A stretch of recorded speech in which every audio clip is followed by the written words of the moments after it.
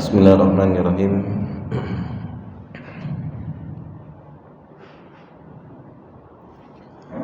Alhamdulillahirabbil alamin. Wassalatu wassalamu atamani akmalani alal mab'uthi rahmatan lil alamin. Wa ala alihi wa ashabihi wa man sara ala nahjihi ila yaumiddin, amma ba'd. Uhayyikum bitahiyatil Islam. Assalamualaikum warahmatullahi wabarakatuh.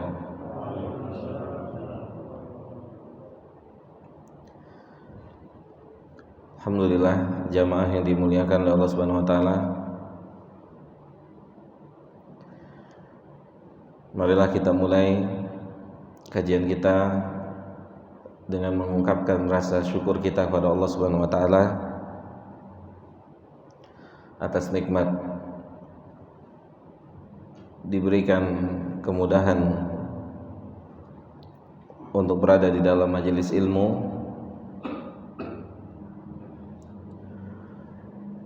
yang bisa menjadi salah satu sebab diampuni dosa-dosa kita, sebagaimana yang dikatakan oleh Allah Subhanahu wa taala di penghujung hadis qudsi, hadis yang panjang.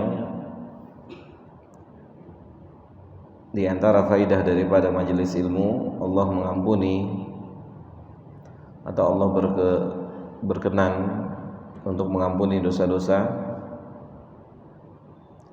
orang-orang yang ada di majelis ilmu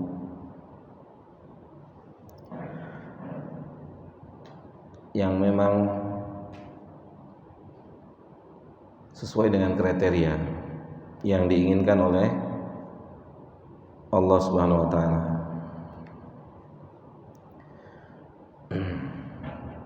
Oleh karena itu kita bersyukur pada Allah karena kita berpotensi untuk bisa mendapatkan ampunan Allah Subhanahu wa taala. Akan tapi tentunya jika kita mampu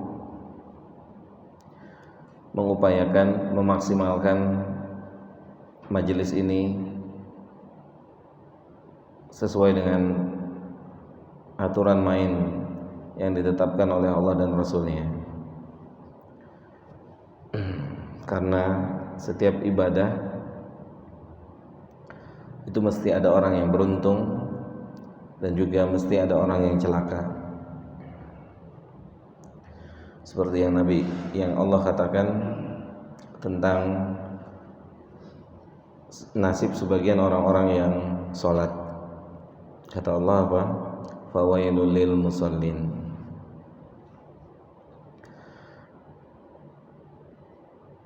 Sebagian orang-orang yang sholat, mereka dikatakan rugi, binasa, celaka. Dan demikian juga dalam ibadah-ibadah yang lainnya. Dan poin utamanya yang menyebabkan mereka bukan dapat pahala, malah dapat apa jemaah? Dapat predikat yang tidak baik, ya. Dapat predikat yang tidak baik. Bukannya dapat pahala, malah dapat predikat tidak baik. Fawailul lil musallin alladzina hum an salatihim sahun alladzina hum yura'un. Karena mereka tidak menunaikan salat sesuai dengan cara yang ditetapkan oleh Allah dan Rasul-Nya. Demikian juga dengan menuntut ilmu dan ibadah-ibadah yang lain. Ada yang akan beruntung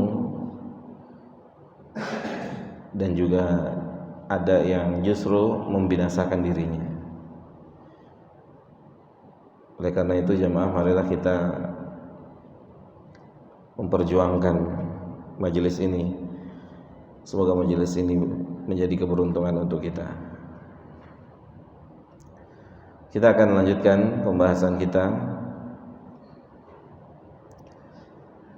dari kitab Muharramatun istahana biha katsirun minan nas.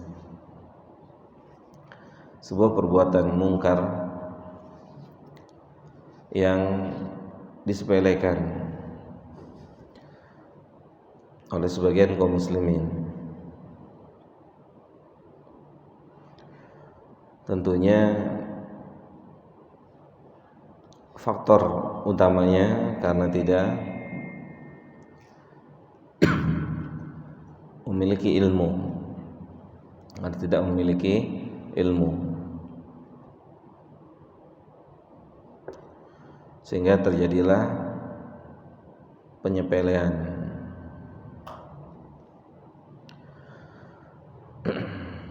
Kita akan masuk pada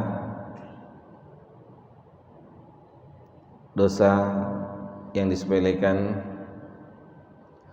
yang berkaitan dengan jual beli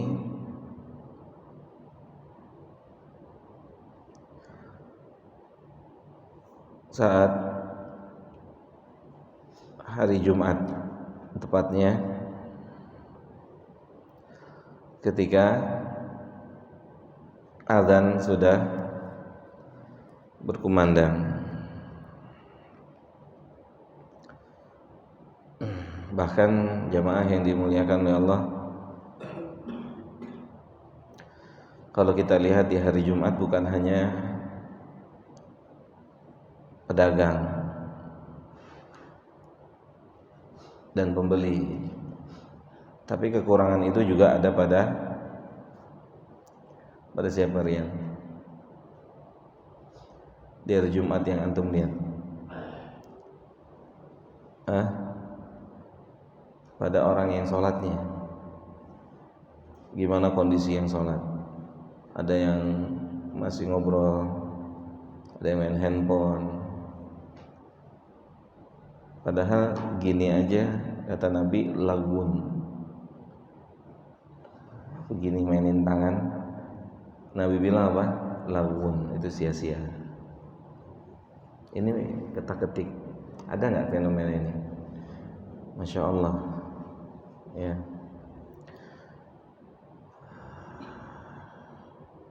Pemandangan di hari Jumat.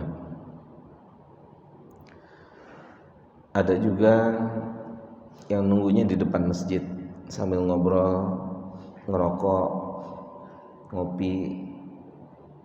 Begitu mau qomat, wudu, masuk masjid. Ada nggak? Banyak ya. Gitu. Ya. Begitu jamaah. Berarti kekurangannya bukan hanya pada pedagang, ya, pada sebagian orang-orang yang mendirikan sholat pun punya kekurangan. Dan dalam hal ini atau dalam pembahasan yang disampaikan oleh penulis, beliau ingin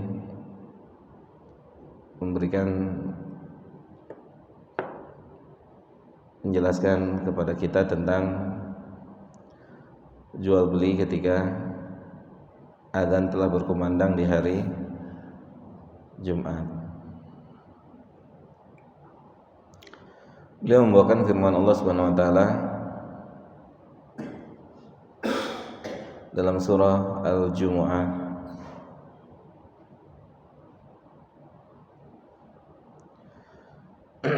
Allah Ta'ala berfirman, Ya ayyuhalladzina amanu idza nudiya lis-salati min yaumil jumu'ati fas'au ila dzikrillah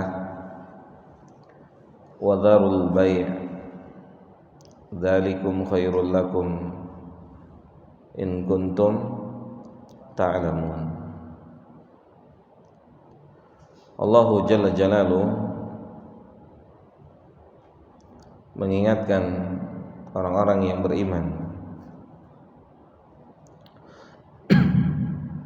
jika telah dikumandangkan azan di hari Jumat pengganti zuhur, Maka Allah menginginkan agar seluruh aktivitas kegiatan itu dihentikan ketika memang bisa dihentikan, ketika memang bisa dihentikan, atau ketika bisa di-setting. Hatta operasi itu bisa dijadwalin ya. Rian, operasi itu bisa dijadwalin ya. Bisa nggak? Operasi dibikin jadwalnya. Jadwal tidak nabrak waktu sholat. Ya, tergantung ya, betul. Ya, kecuali yang urgent, yang nggak harus saat itu juga. Tapi kalau misalkan ada jenis operasi yang dokter bisa bilang operasi nanti jam 8 pagi, operasi nanti jam 7 pagi, kecuali UGD ya, orang butuh saat itu maka saat itu, walaupun saat itu sedang azan. Makanya kata para ulama, dokter dapat dispensasi tapi nggak secara mutlak, nggak mutlak. Kalau mutlak nanti dia bisa main-main, nanti dia bisa sesuka-sukanya. Dia dapat dispensasi pengobatan yang memang waktunya nggak bisa dihindari. Seperti ada orang kecelakaan ya, masuk begitu adzan atau beberapa menit mau adzan, maka dokter nggak bisa bilang ntar sholat dulu, nanti ya sholat dulu. Kecuali ada orang mau operasi jauh-jauh hari minta jadwal sama dokter, kan begitu ya. Operasi apa misalnya? Sesar misalnya, atau oke, kata dokter jadwal saya dari jam 7 pagi, jam 8, jam 9, jam 10 bisa dijadwalin. Tapi kalau tiba-tiba nggak bisa, kecelakaan harus ada penanganan saat itu juga. Nah itu jelas ya. Maka para ulama pun memperinci. Apa yang diperinci tadi? Rukhsahnya juga diperinci. Tidak bisa tidak. Ya, tidak bisa tidak.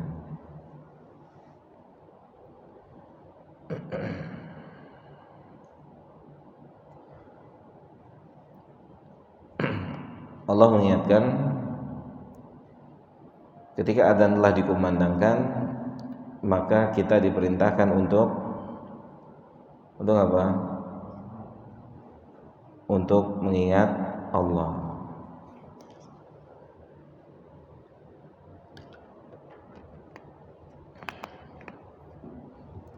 Karena ini jamaah,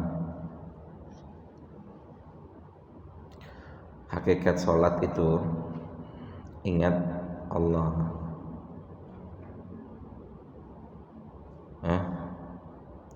Hakikat sholat itu adalah untuk apa?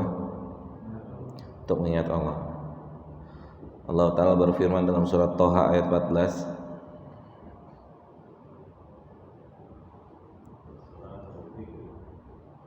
apa kata Rabbuna jalla dzikruhu,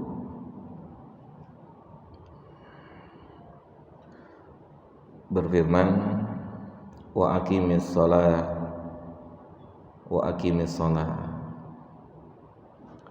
dan dirikanlah salat. Kata Allah Subhanahu wa taala, tegakkanlah salat. Yang salat itu sendiri punya tujuan apa? Lidzikri, untuk ingat Allah. Salat itu untuk mengingat Allah. Makanya di sini dikatakan fas'au ila dzikrillah. Fas'au ila dzikrillah. Yang dimaksud adalah apa? Salat Jumat, fas'au ila dzikrillah. Ya, udah ingat sama Allah. Makanya di antara alasan Jumat itu hari besar untuk Islam, maka di situ di antara faidahnya manusia libur dari seluruh kegiatan duniawinya agar maksimal dalam ingat pada Allah, agar maksimal tuh ingat Allah, agar maksimal lidzikri. Apa yang menyebabkan, di antara penyebab orang terlambat di hari Jumat apa? Apa ya? Iya, masih sibuk, palanya masih sibuk, badannya masih sibuk. Jadi Allah tuh waktu sisanya aja. Allah waktu sisanya aja, kalau sempat itu juga. Makanya ditetapkan hari Rabu, hari Jumat sebagai hari besar, yang harusnya aktivitas duniawi itu nggak ada di pagi hari sampai Jumat. Makanya di Saudi, di Mamlaka, aktivitas itu mulainya sesudah sholat Jumat, karena di pagi mereka menjalankan ritual-ritual sunnah Nabi. Apa ritualnya? Apa mas? Membuat istri mandi, berangkat lebih cepat, gitu. Itu etika, itu aturan. Kenapa ibadah nggak menghasilkan sesuatu? Karena dikerjakannya semau-mau kita. Bukan cuma sholat, ilmu juga gitu. Seharusnya kan orang yang nge-gym setahun, 2 tahun, 5 tahun, seharusnya kan dia punya badan yang bagus lah ya. Dia punya badan bagus, kesehatannya bagus. Tapi kenapa badannya makin besar, penyakitnya tidak berkurang? Setelah dicek, setelah diteliti, ternyata dia punya pola olahraga yang bagus, tidak didampingi dengan pola makan yang bagus. Orang panggil personal trainer, guru kursus pribadi. Mas, mau ngelatih saya nggak? Oke.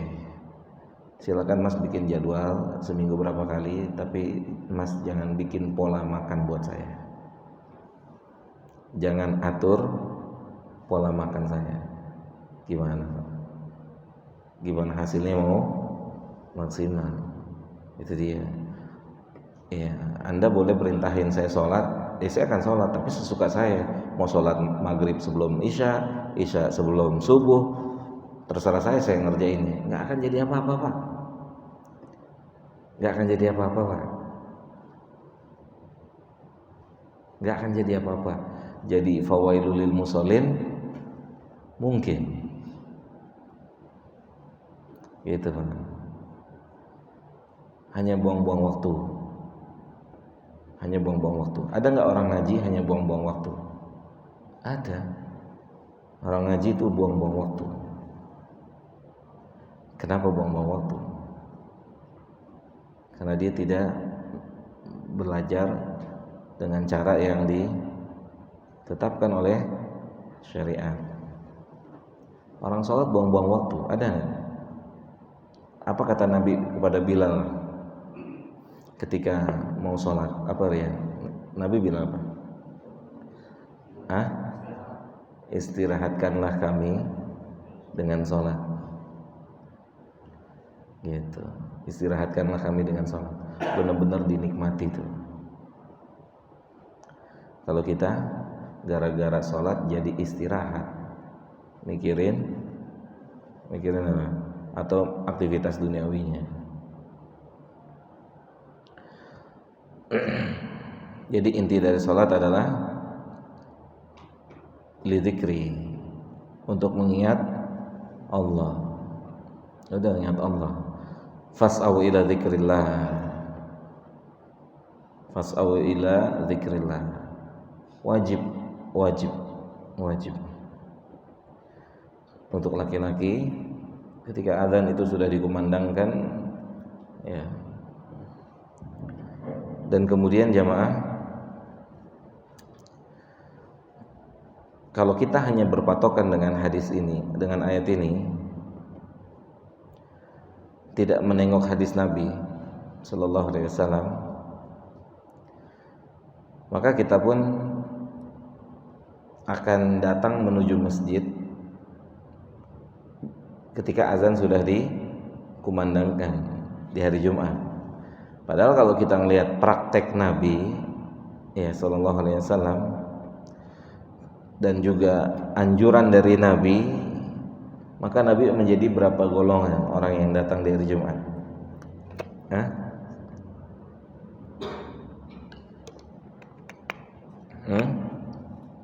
Nabi menjadikan berapa kelompok? Ada yang tahu? Orang di hari Jumat itu dikelompokin sama Nabi. Yang datang di awal, nah itu dia.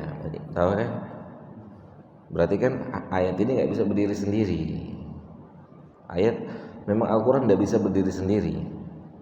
Orang pesan Nabi apa? Kata Nabi gini, Pak.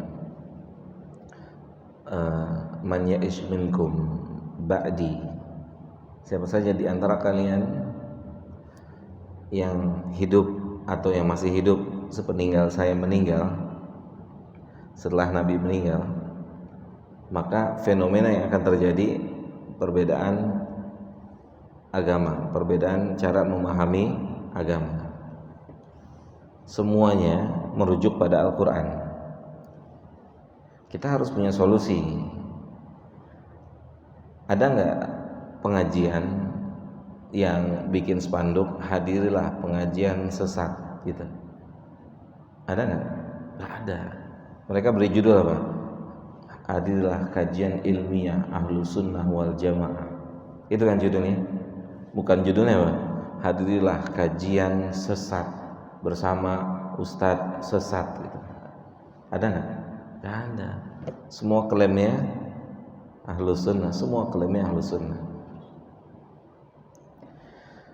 Makanya Nabi bilang fa'alaikum bisunnati. Kata Nabi, wajib atas kalian ketika kalian hidup di masa itu. Semua orang pakai ayat, Pak. Nggak ada yang nggak pakai ayat. Semua orang pakai Al-Quran. Kita tidak diizinkan langsung ngambil dari Al-Quran, tapi harus ngambil lewat Nabi. Fa'alaikum bisunnati. Kenapa Nabi nggak bilang fa'alaikum bikitabillah? Karena manusia nanti sesuka-sukanya memahami Al-Quran. Seperti yang terjadi di hari Jumat.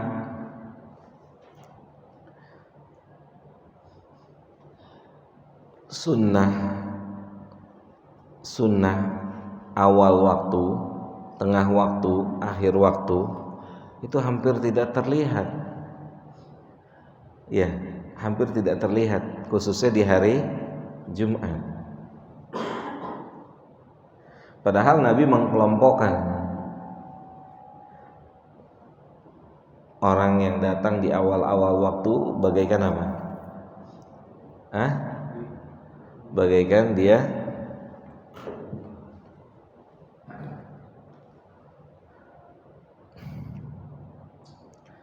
dan seterusnya. Ada apa? Ada kelompok-kelompoknya. Nabi kelompokkan. Karena tidak paham, karena nggak ngerti hadis ini, akhirnya mayoritas datangnya menjelang azan atau pas azan. Gitu. Datangnya pas azan. Ya bagaimana mau ada perubahan? Kalau ngerjainnya aja semau kita. Bisa difahami Pak sampai sini ya, jemaah ya.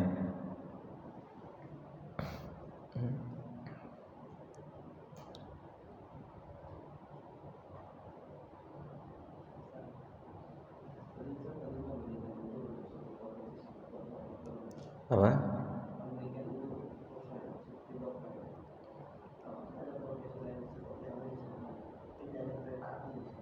Iya, semua.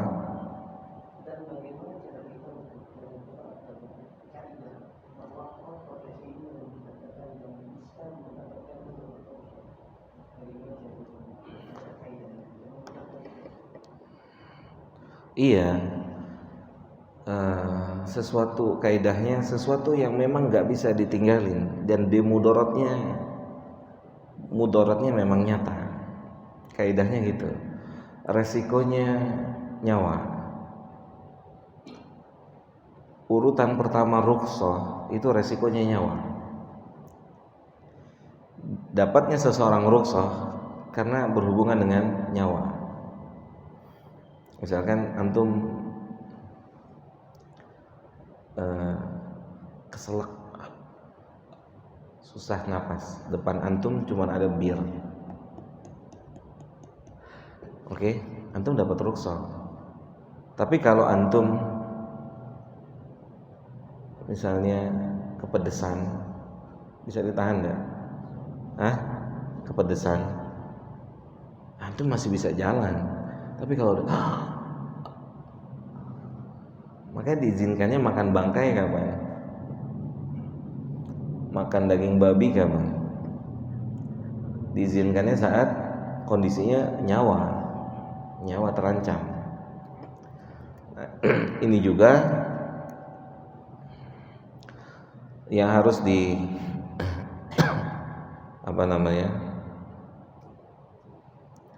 yang harus diperhatikan, karena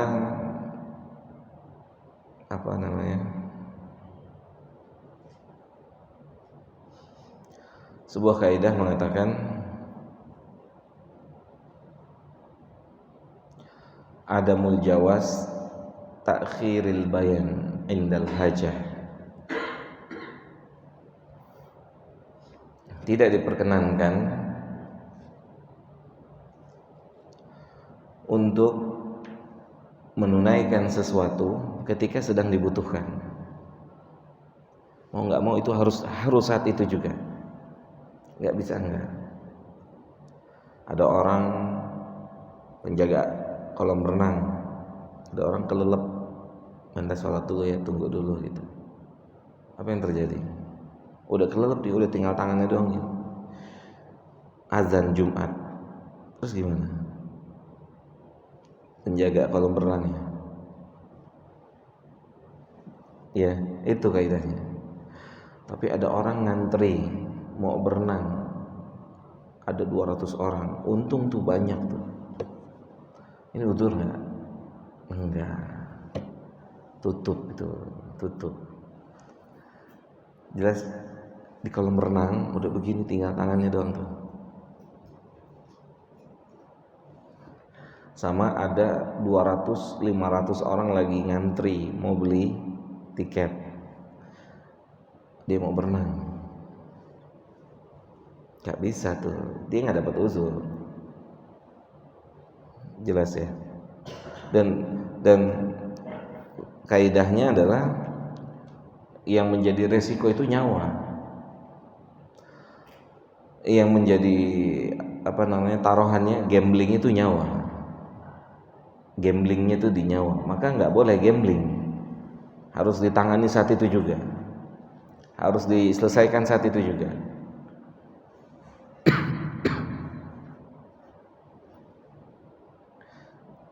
Ya, tadi seperti pilot, ya kan, di atas udah dia uzur dia itu. Kalau pilot kaptennya sholat tepat waktu terus semuanya begitu juga, waduh, ini bukan 1-2 orang yang ada di dalam pesawat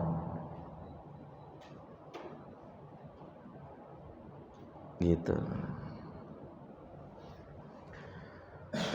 Hatta misalnya masalah keamanan,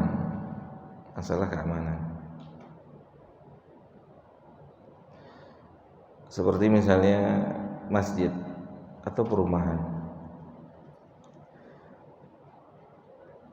yang dominan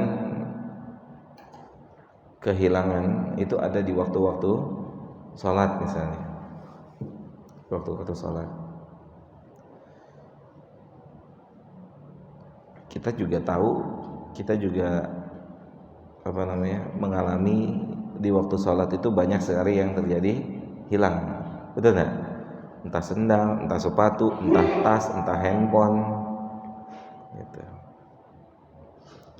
Jadi masalah keamanan juga diperkenankan. Jelas lihat?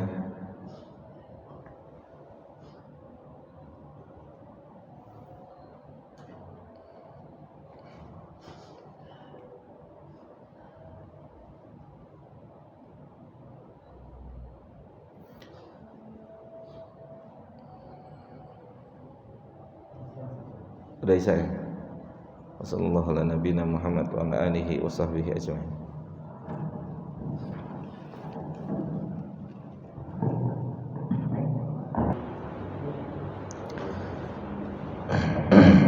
Bismillahirrahmanirrahim.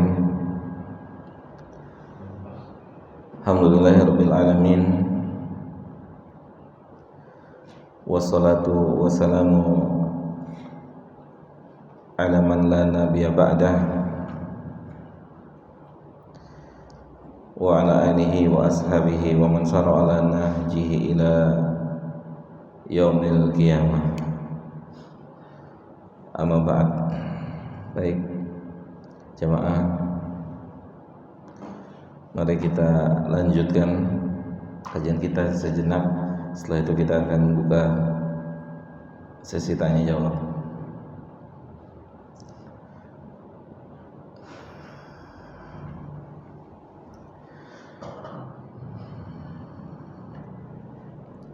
Penulis hafizahullah ta'ala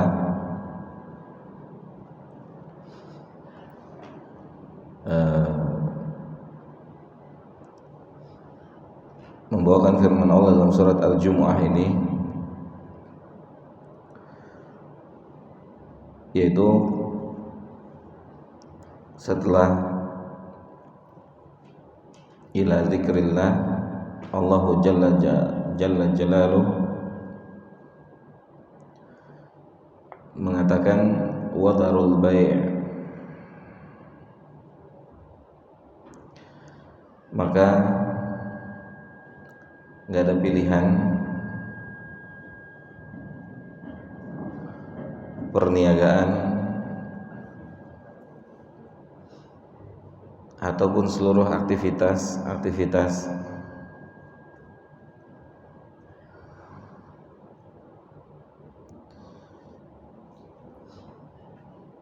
duniawi ataupun aktivitas apa saja, maka harus ditinggalkan.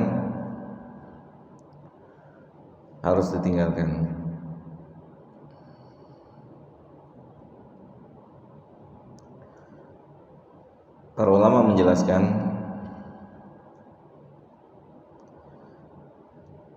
biasanya seseorang itu sulit meninggalkan sesuatu yang menguntungkan, sesuatu hal yang menyenangkan, itu sulit untuk ditinggalkan. Seperti maksiat. Maksiat itu memberikan kesenangan, memberikan kepuasan,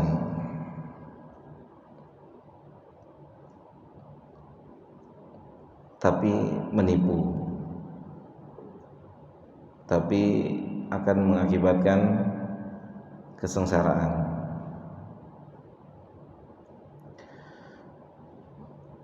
Oleh karena itu, meninggalkan sesuatu yang menyenangkan, menguntungkan adalah sesuatu yang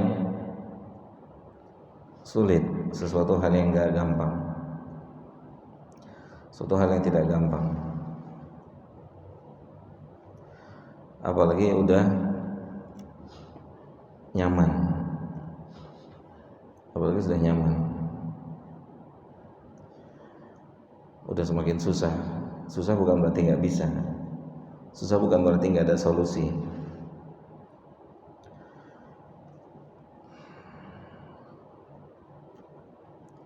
Makanya jamaah yang dimuliakan oleh Allah,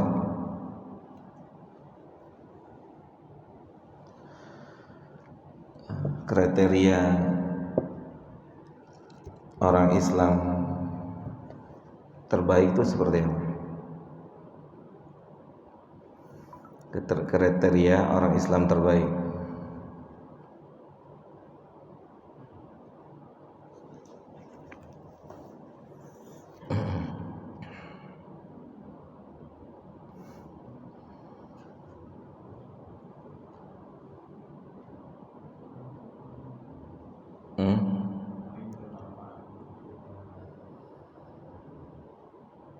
Yang bermanfaat untuk orang lain. Baik, ada yang lain?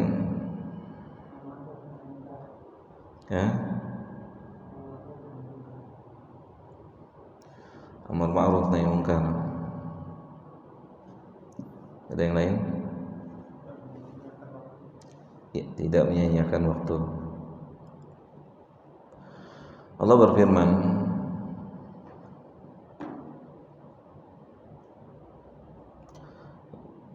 dalam surah An-Nisa di ayat 125.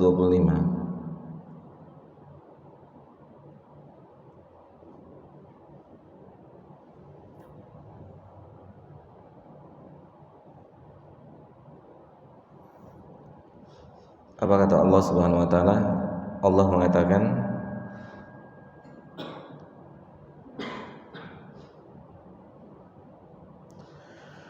"Wa man ahsanu dinan."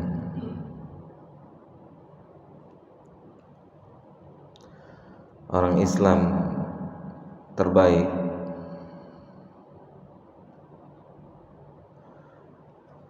adalah orang Islam yang paling pasrah sama Allah, yang paling tunduk pada Allah,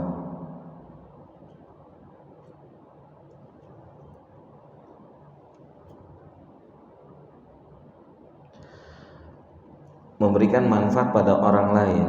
Itu tidak ada jaminan orang itu ikhlas. Gimana?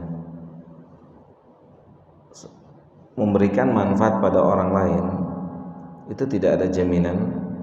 Kita juga enggak menuduh, tapi enggak ada jaminan. Enggak ada jaminan apa? Orang itu ikhlas. Enggak ada jaminan.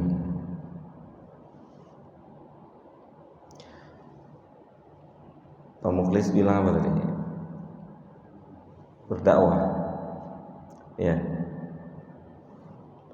sama, nggak ada jaminan. Lillah. Tapi dalam ayat ini, waman ahsanu dinan, menyerah itu, tunduk itu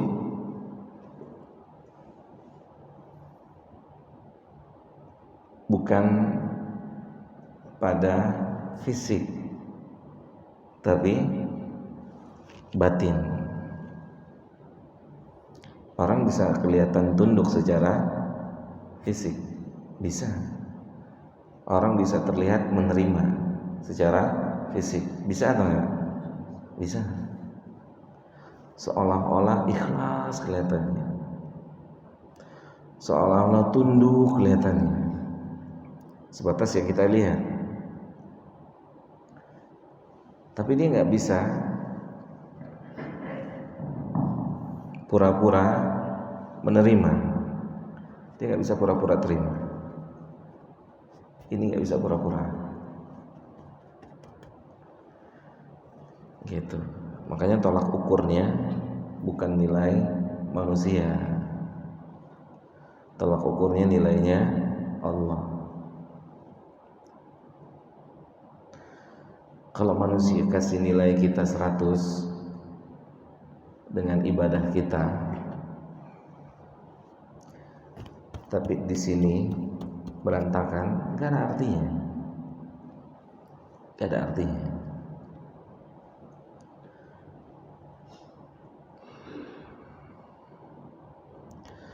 Kalau kita nggak dapat nilai di sisi manusia,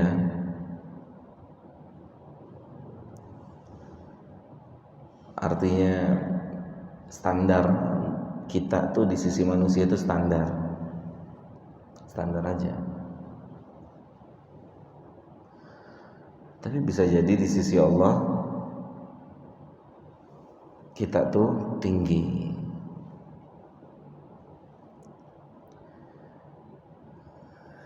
Gitu. Contoh misalnya, siapa yang nyangka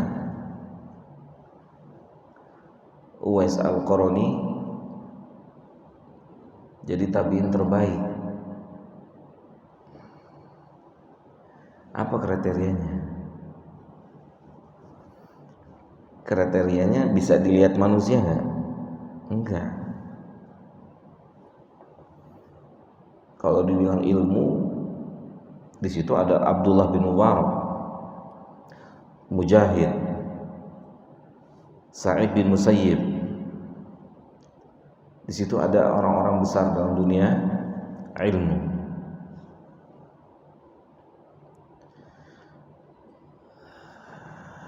Ada orang secara lahiriah muslim, matinya secara lahiriah muslim. Na'udzubillah min dzalik. Nas'alullah al-afiyah wa salamah. Tapi saat ketemu Allah masuk neraka. Ya, kita juga nggak ada jaminan. Kita nggak ada jaminan nggak masuk di kriteria ini. Nggak ada jaminan. Pujian, sanjungan manusia itu bukan jaminan saat ketemu Allah nanti.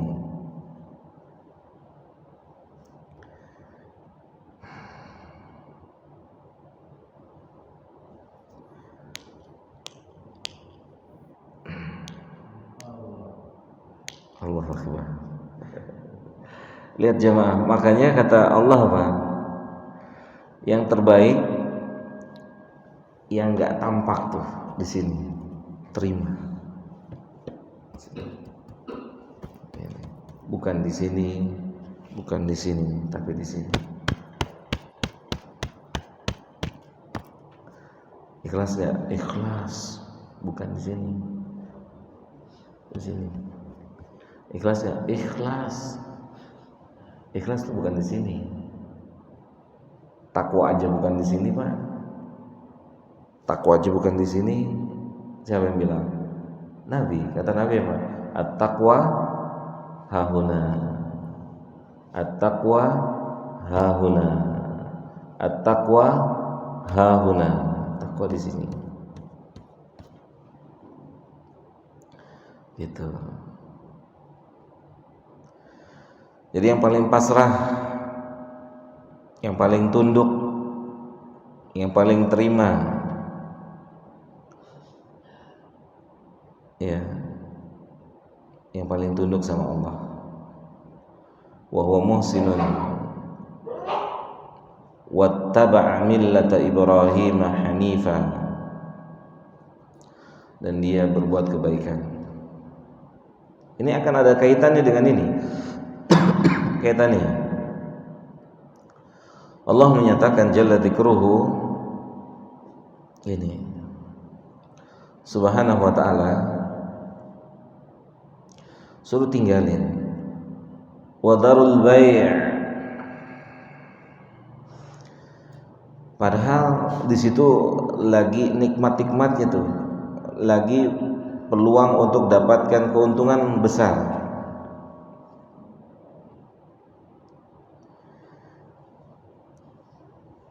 Kemudian Allah bilang dzalikum khairul lakum,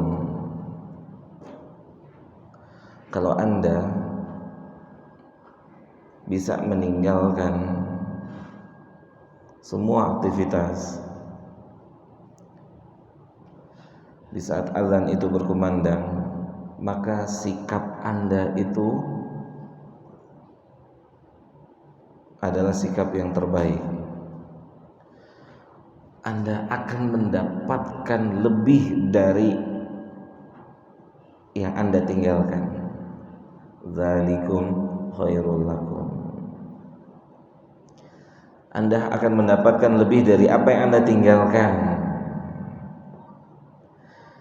Tapi Allah bilangnya begini, in kuntum ta'lamun, kalau antum punya ilmu, dan gak hanya punya ilmu. Kita punya ilmu, kalau hanya sebatas ilmu itu jadi wawasan, ilmu itu gak mendorong kita beramal, gak membuat kita jadi beramal. Jadi hakikat ilmu, hakikat seorang punya ilmu adalah orang yang mengamalkan ilmu. Kan tapi istilah yang tepat untuk orang yang punya ilmu dan belum bisa mengamalkan ilmu, maka istilah yang tepat adalah apa? Cendekiawan untuk bahasa kita dan yang semisalnya. Ya, karena in kuntum ta'lamun itu identik dengan ilmu dan amal. Ilmu dan amal.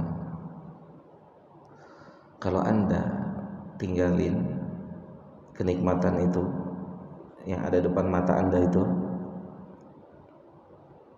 yang nilainya disebutkan berapa nilainya? 1 miliar? 1 triliun? Ini susah Pak ninggalinnya Pak. 1 M mau ditinggalin, coba gimana, berat gak? Dan Allah gak sebut nominalnya berapa, kita tinggalin, kita dapat yang lebih baik dari itu. Gak disebut nominal. Kalau disebut orang ninggalin ya, bisa ada kemungkinan ninggalin. Ini nggak disebut, jadi misterius nih, dan kita harus mengimani yang disiapkan lebih besar dari semua keuntungan. Yang ditinggalkan ya adalah kecil dibandingkan dengan yang disiapin oleh Allah. Dan ini kan butuh iman, butuh iman. Ilmu butuh dorongan ilmu, iman. Gimana orang lagi merasakan nikmat-nikmatnya disuruh tinggalin? Itu jemaah. Maka di sini Syekh mengatakan hafizahullah,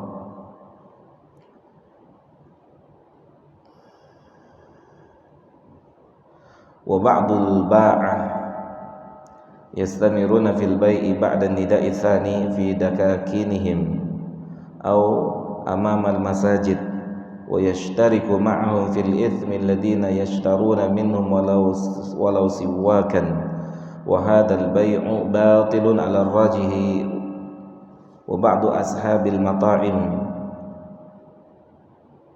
wal makhabiz wal masani' yujbaruna ummalahum 'ala al-'amali fi waqti salatil jum'ati wa haula'i wa in zada ribahum fi dhahir fa innahum la yazdaduna illa khassara fil haqiqati.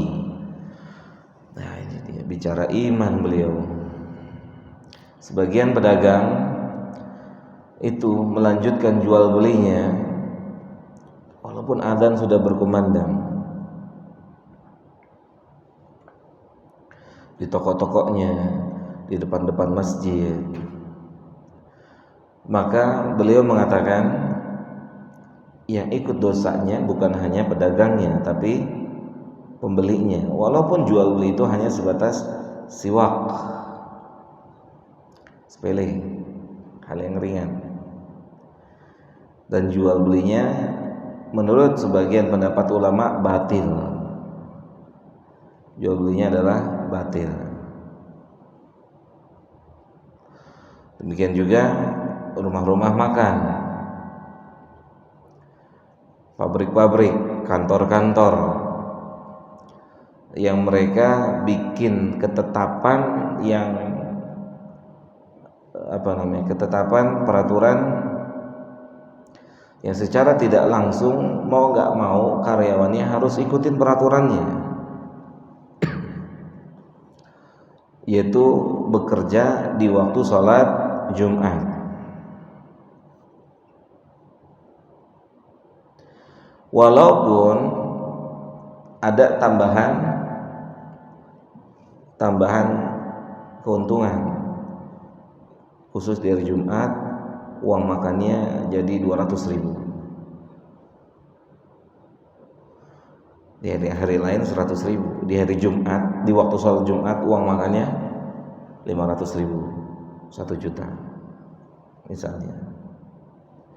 Secara lahiriah ini sepertinya adanya keuntungan secara lahiriah, tetapi pada hakikatnya itu adalah kerugian, karena tidak ada kebahagiaan dengan memaksiati Allah. Itu nggak ada.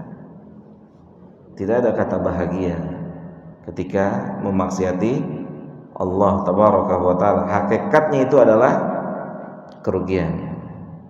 Hakikatnya adalah kerugian. Nggak ada kebahagiaan. Walaupun mungkin hartanya banyak, bertambah, usahanya bertambah, hakikatnya kerugian. Apa kerugian yang terjadi? Apa kerugiannya? Apa mas? Apa motivasi antum mentaati Allah itu apa? Motivasi bapak-bapak mau mentaati Allah apa? Kayaknya sayap kanan sayap kiri beda. Antum agak maju nanti setannya nyuruh antum tidur dingin. Ya, lihat jemaah. Apa kerugian? Apa motivasi kita? Ngaji, sholat, ibadah, belajar. Motivasinya apa? Surga kan? Berarti kita kehilangan itu karena kita tidak mentaati Allah untuk ninggalin apa? Itu dia, cakep. Secara umum itu ya, motivasinya apa? Tinggalin surga lebih mewah. Ya surganya memang sifatnya hari ini konkret apa abstrak? Konkret apa abstrak? Kalau konkret nggak ada yang dagang, nggak ada yang aktivitas, semua tutup, semua menuju masjid. Begitu Pak. Makanya ini bahasa beliau dalam. Hakikatnya rugi. Berapa sih untungnya? 1 M, 1 T. Itu nggak ada nilainya jika dibandingkan dengan surga. Dan itu alasan keuntungan adalah selalu dijadikan alasan oleh orang ketika dia meninggalkan ketaatan. Meninggalkan ketaatan. Di antara alasan manusia adalah keuntungan.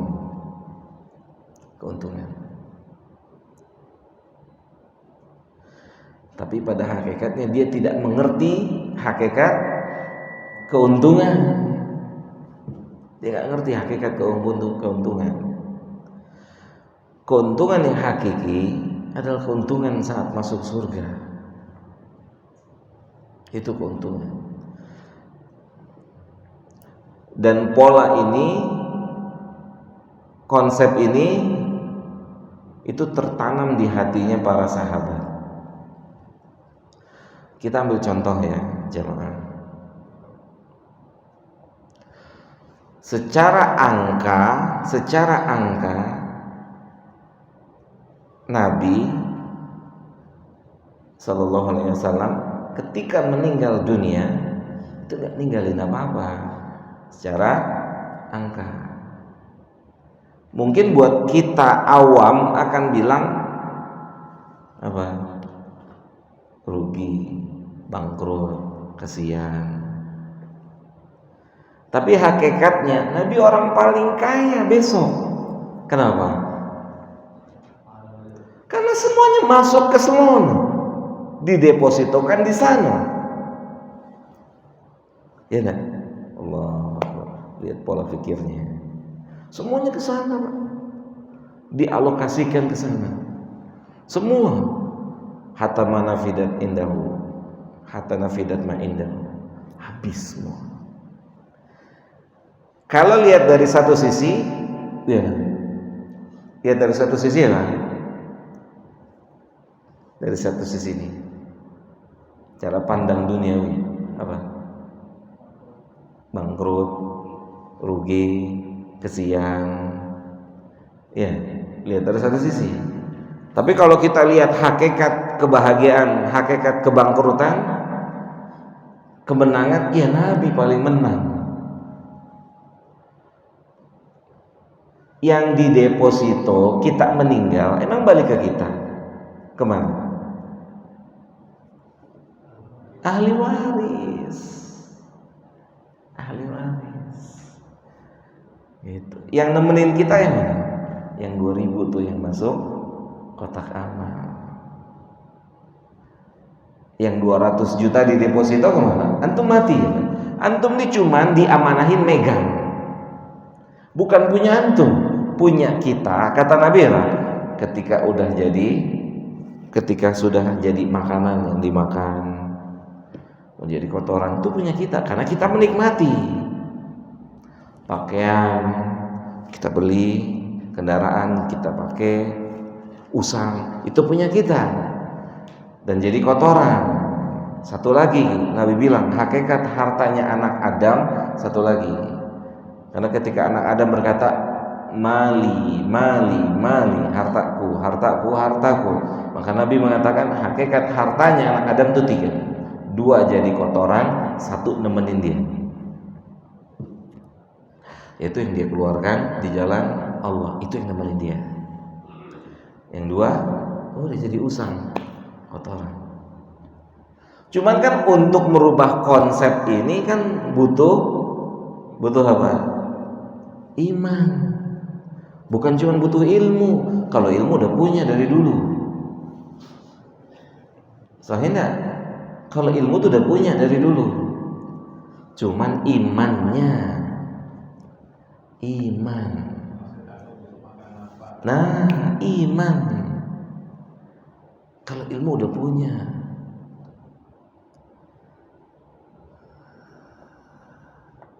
kitanya nggak mupuk iman, kita tidak menanam iman.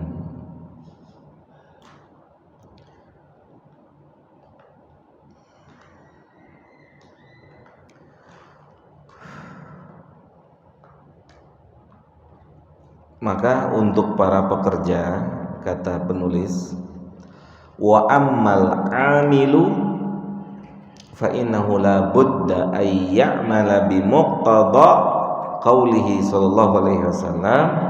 Untuk para pekerja,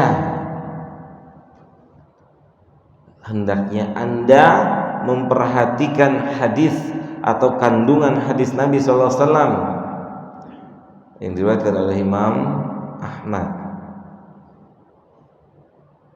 Nabi mengatakan, la ta'ata li basyarin fi ma'siyatillah.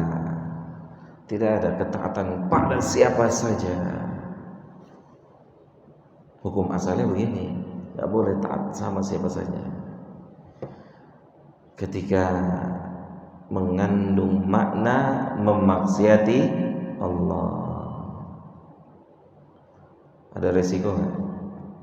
Ada resiko? Resikonya apa?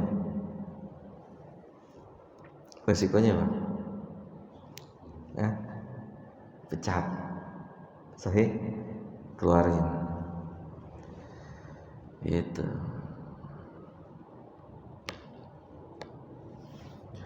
Ya tentunya sesuai dengan kadar keimanan manusia masing-masing. Sesuai dengan kadar keimanan manusia.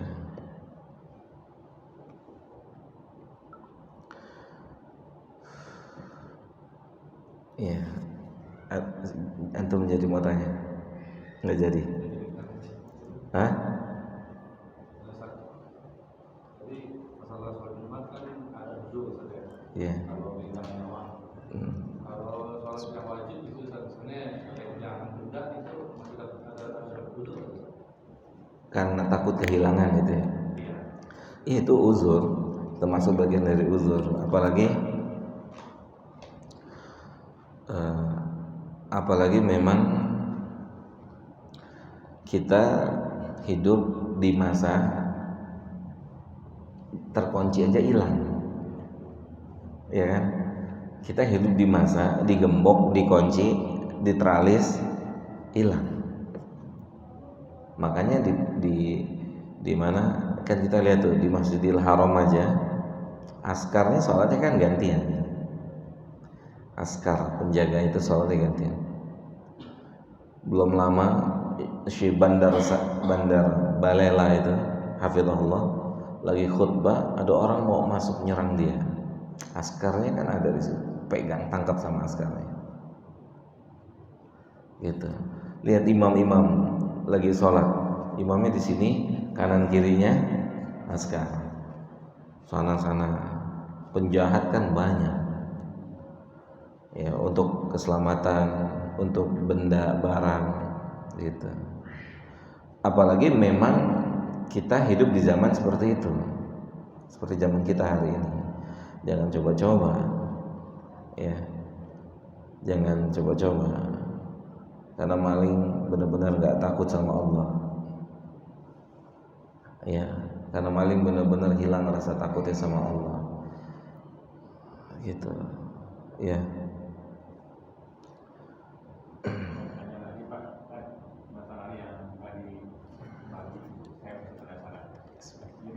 Misalnya kita jalan di hutan, kita masih kuat, ya mungkin setengah hari lagi lah, kita habis ini nemu babi, masih bertahan, tapi nemu babi. Nah untuk melanjutkan, saya punya 3 pilihan. Apa saya potong babi itu, saya jalan, siapa tahu saya lapar, nggak ada apa-apa, kita makan. Atau saya jalan saja, saya percaya bahwa Allah itu kalau memang kasih rezeki akan ada rezeki. Atau saya tunggu di situ sampai benar-benar lapar, saya makan itu baru saya jalan. Ya Pak.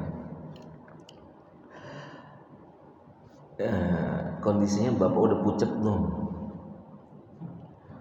kunang-kunang, nah gitu. Belum, masih seger.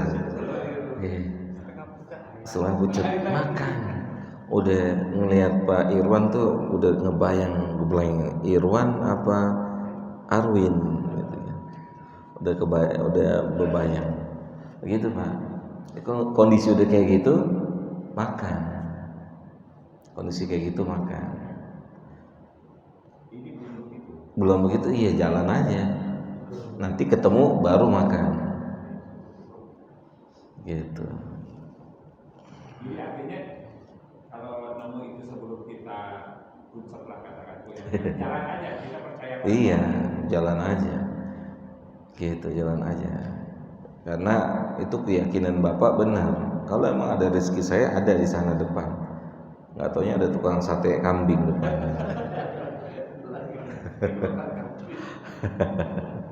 Ya kalau emang keyakinan kita begitu. Nah ketika kita udah ke depan udah jalan udah makin lemes pucat, udah kunang ketemu lagi tuh babi potong. Kalau babi yang tadi tangkap dulu sambil bawa jalan. Iya. Ini lagi nih, ini boleh juga nih ya. Ya. Bisa ini dipertimbangkan. Misalnya hutan itu memang dikenal hutan babi. Itu lebih nggak boleh masuk ke situ. Kenapa? Udah tahu antum hutan isinya babi. Iya ngapain ke sana? Paham ya? Gitu. Tapi kalau ternyata memang nggak ada lagi kecuali babi, kita nggak punya ilmu nih misalnya, kita nggak ada ilmunya. Begitu keluar dari sana, ketemu orang, bapak dari mana? Dari hutan itu. Hutan itu kan nggak ada hewan lain kecuali babi. Oh pantesin. Kanan, kiri, depan, belakang isinya babi. Gitu Pak. Memang kadang-kadang kita dipermainkan oleh syaitan, Kalau nggak kita ambil sekarang, kapan lagi kesempatannya? Ya, kalau ntar ada, gitu kapan lagi? Itu talbis iblis tuh Pak. Talbis. Ini kalau nggak beli sekarang.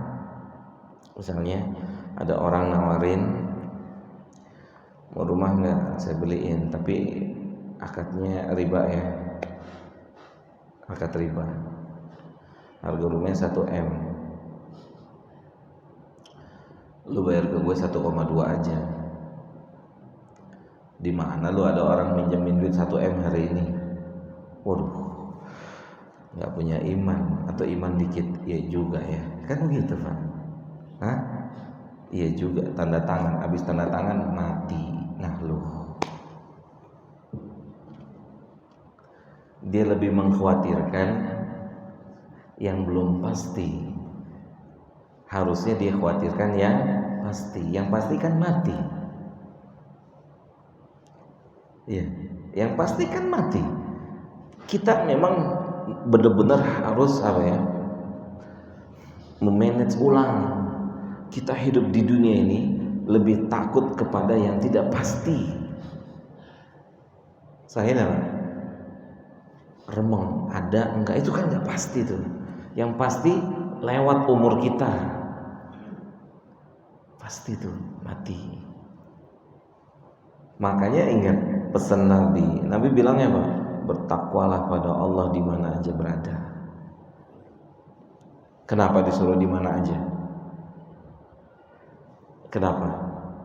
Karena mati bisa di mana aja. Jadi jangan kita bertakwa pada Allah hanya di masjid. Di jalan tuh bertakwa, di pasar tuh bertakwa,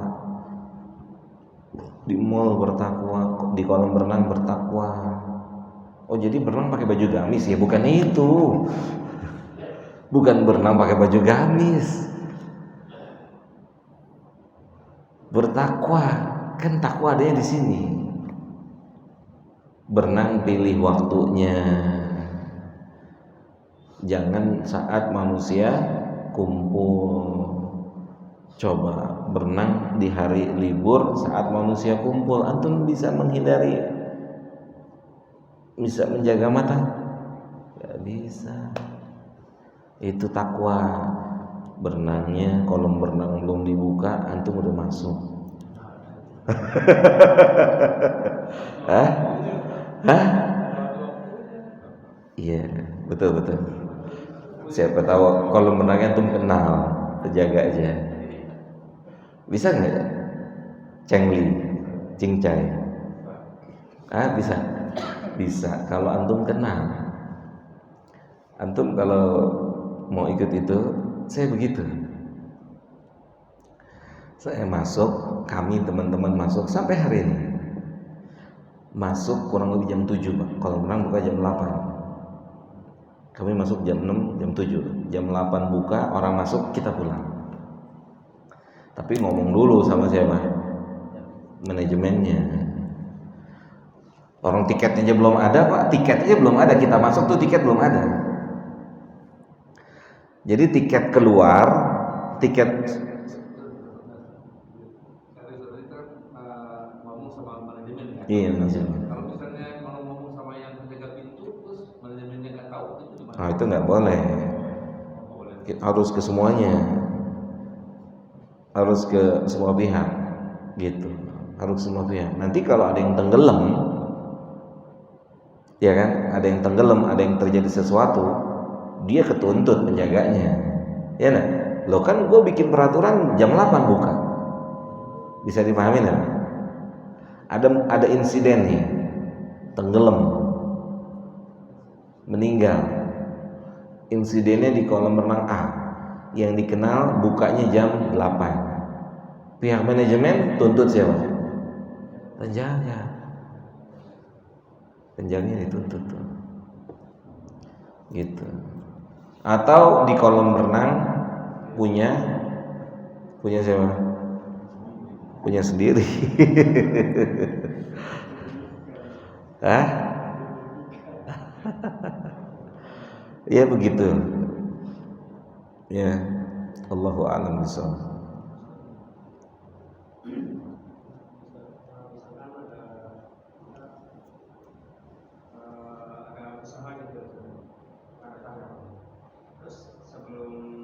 Kita punya usaha, ada karyawan. Sebelum waktu azan masuk itu kita udah kasih istirahat gitu. Kan setengah 12 lah. Tapi mereka nggak sholat juga gitu. Kenapa? Daripada nggak sholat ya udah nggak usah kasih istirahat. Ya, tutup tokonya berarti. Tutup aja. Sholat mas, semuanya sholat. Gitu. Iya, kalau itu dibikin SOP dari awal nggak ada masalah. Karena antum pemilih, ya kan? Antum pemilih, antum owner. Di Mamlakah kan begitu di Saudi. Waktu sholat semuanya tutup, semuanya sholat. Gitu. Nah kalau ini orang nggak mau sholat gitu ya? Enggak. Antum udah memberikan fasilitas, kita nggak bisa maksa juga kan, nggak bisa maksa. Tapi kalau antum sebagai owner tutup aja, truk. Perkara setelah itu dia nongkrong, dia kemana, itu urusan dia. Jadi kalau bisa,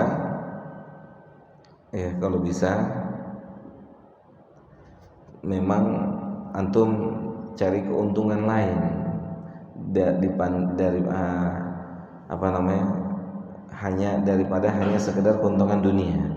Dia jadi soleh atau soleha kan antum untung juga. Untung nggak?